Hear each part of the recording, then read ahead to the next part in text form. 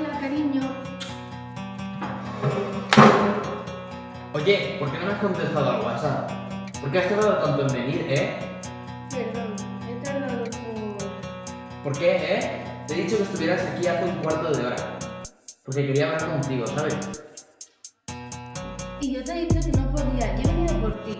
Bueno, ¿qué querías decirme? A mí no me hables, Bueno, haz lo que quieras porque, total, ayer te vi con un chico que además luego subiste Insta Stories. ¿Me has estado vigilando? ¿Pero quién te crees? ¿Que te voy a poner los cuernos o algo? O sea, que estás insinuando que me los has puesto, ¿no? Vale, hasta aquí todo.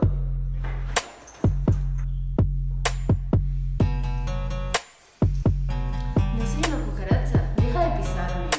Tampoco soy una marioneta, deja de manejarme. No, solo apóyame y quiéreme. No soy una muñeca ni un trapo viejo. No soy un robot que está para ti las 24 horas del día, como una criada. No soy nada porque tú me lo arrebataste.